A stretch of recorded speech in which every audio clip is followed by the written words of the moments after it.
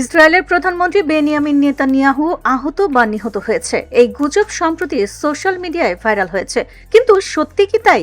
ইরানি সংবাদ মাধ্যম Tasnim news agency এক প্রতিবেদনে উল্লেখ করেছে, সাম্প্রতিক ইরানি হামলার পর নেতানিয়াহু আহত বা নিহত হয়ে থাকতে পারে। প্রতিবেদনে সরাসরি কোনো প্রমাণ বা আনুষ্ঠানিক নিশ্চিতকরণ দেওয়া হয়নি। গুজবের পেছনে মূলত তিনটি বিষয়কে ঘিরে শঙ্কা তৈরি হয়েছে।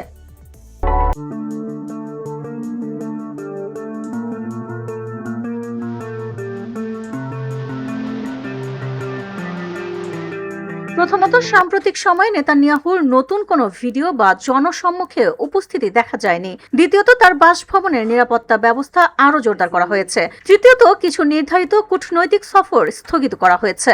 তাসনিম নিউজ সাধারণত ইরানের ইসলামিক রেভলিউশনারি গার্ড কর্প আইআরজিসির ঘনিষ্ঠ গণমাধ্যম হিসেবে পরিচিত।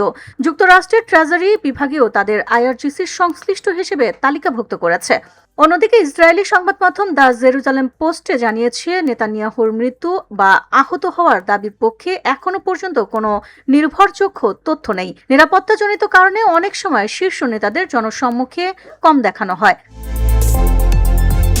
সরকারি সূত্রে বলা হয়েছে, 6 মার্চ বিয়ার শেবার এলাকায় পরিদর্শনকালে তাকে দেখা গিয়েছিল এবং 7 মার্চ নেতানিয়াহুর কার্যালয় থেকে একটি সরাসরি বিবৃতি প্রকাশ করেছিলেন। ফলে নেতানিয়াহুকে ঘিরে ছড়ানো মৃত্যুর গুজব এখনো কোনো নির্ভরযোগ্য প্রমাণের ভিত্তিতে নিশ্চিত নয়। সত্যি কি তিনি সুস্থ, তা সময়ই বলে দেবে।